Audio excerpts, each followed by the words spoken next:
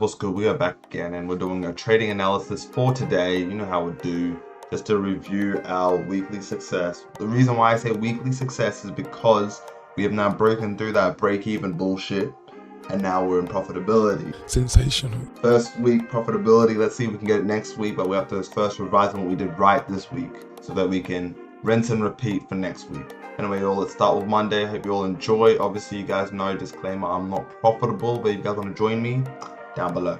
Let's get to it. It's that on GU, it was like bank holiday, so I didn't actually take any sells that day, but for Euro USD on Monday, you can clearly see that I got out at break even for a certain reason because of the congestion.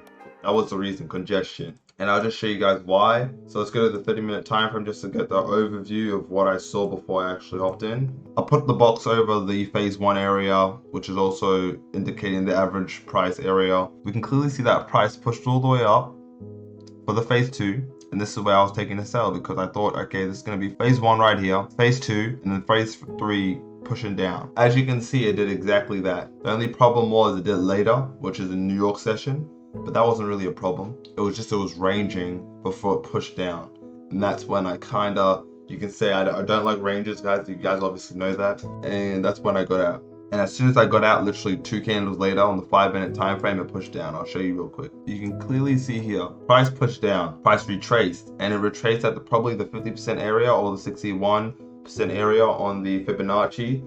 And I should probably add in a rule as well on top of this, which is like this is just refining. It's just when it's ranging on the 61.8% Fibonacci, you probably put your stop loss just above the range, which would have been here. And this is where I got out. I got out at this candle here, this red candle here. I was like, you know what?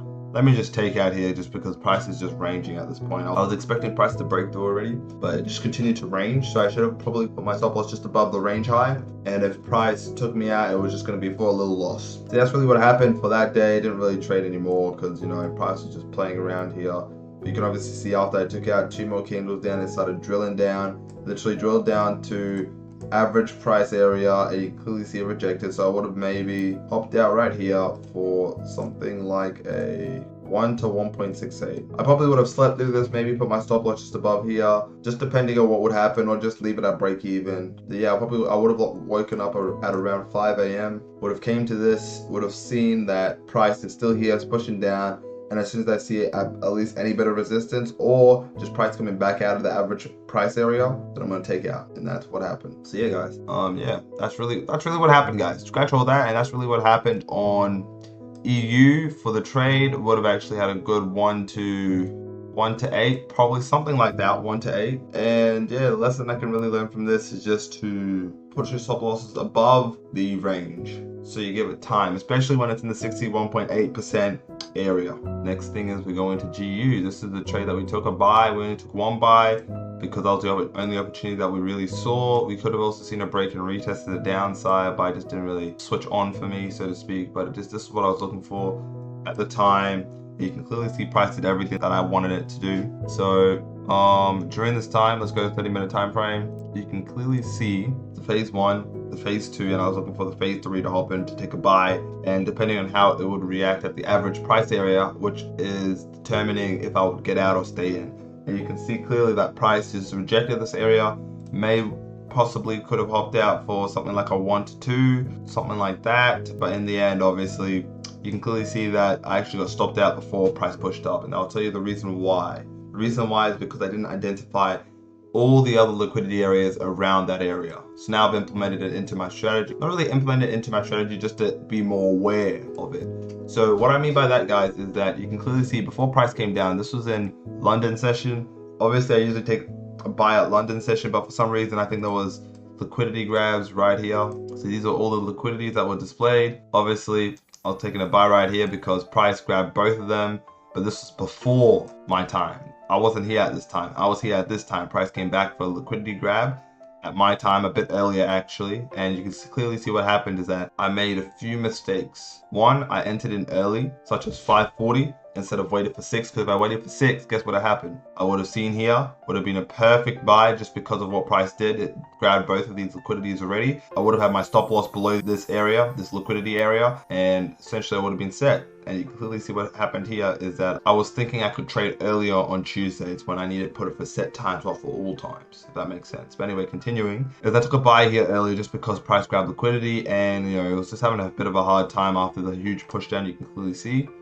So I was like, okay, perfect. This could be where the reversal is going to be, at least to the daily open. And you can clearly see price came down a bit more, pushed back up, came back down a bit more, grabbed liquidity, and then pushed up, right? And it pushed all the way up to the daily open and then rejected this area. And I probably would have helped out around here, or just, no, probably around here. That's around here, depending on if price broke structure back down here, maybe here. The importance of the timing. So for me, I should have probably just waited 6 p.m. now. I know now 6 p.m. through Mondays to Thursdays and on Fridays is start a bit earlier. And you clearly see why, because if I was here at 6 p.m., if I took a buy here, I would have actually still been in my trade and I would have been in a better position, and it would have literally grabbed everything I needed, and I would have had a better risk to reward ratio, and just everything would have been good, sunshines and rainbows. But it's obviously, you can see what happened. I wasn't patient enough, stuff like that, and you can clearly see that, when I saw the opportunity that price grabbed liquidity over the liquidity, I wanted to take a buy because price didn't necessarily have to push down any more than it did. And also to take it into account that switch my bias, the price doesn't grab all of the liquidity. Because you can clearly see here, price missed out on this one liquidity on purpose to later on grab it, right? So if we noticed this earlier, obviously we did, but we just didn't think price was going to do it because we didn't have that much experience in the fields of these sort of things. That if price does not grab the liquidity down here, we expect price to come back for it. And that's really what happened. So the lessons we learned from this is just to watch out for the liquidity areas, because price should grab them. So have a bigger stop loss, essentially trade at 6 p.m. And yeah, that's really what I've learned. Stick with your strategy. So you guys, besides that, let's get into Wednesday. See guys, Wednesday was a little bit different. You can clearly see that price, phase one was at a completely different area, which is right here. And I decided to stick with this area instead of trying to go at the daily open. And you can clearly see what price did. So I had to start a bit later. Obviously took a buy here just because of how price was acting and just where liquidity was on the charts. And we can clearly see that there was liquidity right here. I made sure I learned from the previous day to make sure that I was in, and you can clearly see what happened. That price right here came all the way down. It was already more than 20% deviation, so price came all the way down, ranged right here. This is phase one, phase two, and we're expecting a phase three, especially a bigger phase three, due to the fact that price was so deep that it needs to make its way back to the daily open. So we're expecting actually not something like this, not a 1 to 1.6, but we're actually expecting a 1 to 3.42. But what actually happened is, obviously we just have to accept what the market gives us, and this is what the market gave us. So you can clearly see price started to push up. It was more of a sustainable uptrend, which is not too bad. Price continued to push up, pushed up. It's looking nice, but it's having a bit of problems here. It's ranging, not looking too good. And let's just see where I would have taken out.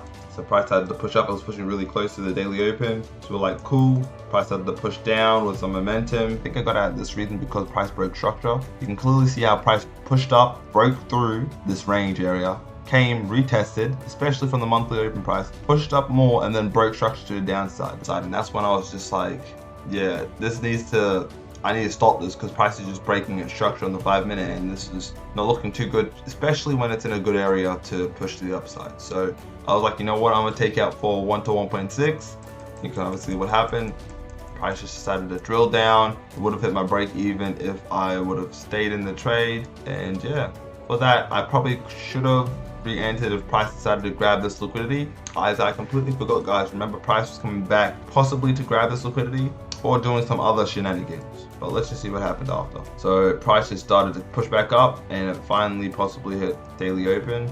If I was to hop into another trade on Wednesday, I would have probably had my stop loss big enough to cover both these. So I probably would have had a 17.5 pip stop loss, and probably may have targeted the highs or something like that. So something like this I would have gotten, just because I do expect price to come back and grab these liquidities. In this case it didn't, so it may come tomorrow, which it looks like it did, and I'll catch you guys on Thursday. Let's label out the range area. Probably something like this is what I did. And you can clearly see this is phase one, phase two, and we're expecting this to be phase three, but it actually became the opposite because it missed out on the liquidity down here, which only grabs this liquidity for the time being.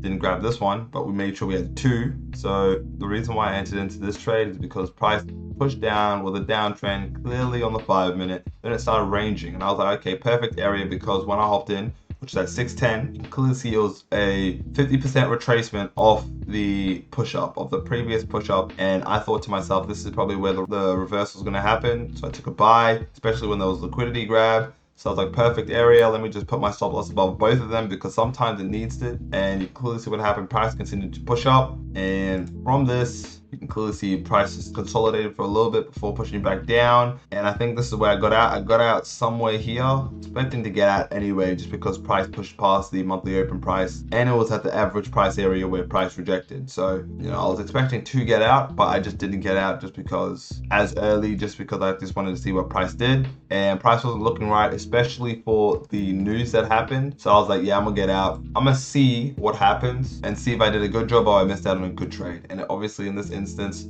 price pushed up, and when news was coming back down, I was like, yeah, this isn't right. I expected price for when news was happening was to at least come back up, retest the daily open, and then when news happened, it would push up. But in this case, price rejected the daily open and it was pushing down, and this is when news was coming. So I was like, no, I didn't feel comfortable. So I took out because it just didn't look right. And I'm starting to realize that news goes really well with certain strategies, possibly like my own. And when it doesn't match up, that's when you take out. And this is when I took out.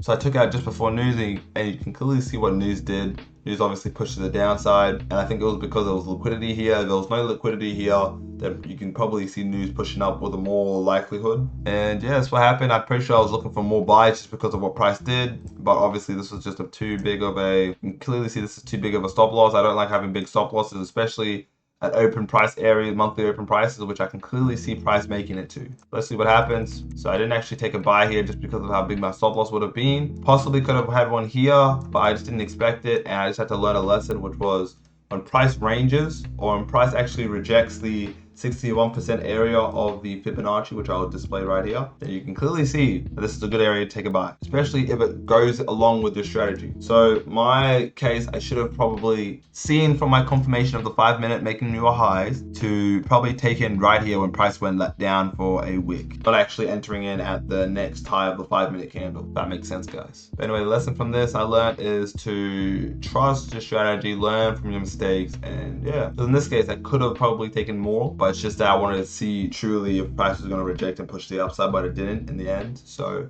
I'm very grateful for this trade. I probably should have entered it one more time just because of how price was looking here. Price grabbing both liquidities and, you know, wanting it to push the upside. You can clearly see from another lesson that I've learned is that when price has not grabbed all the liquidity and has made it to the daily open before New York, you can probably expect price to come back down and grab the last bit of liquidity. Anyway, y'all, let's get to the last day, Friday. Didn't take too many trades, mostly on GU, one on EU.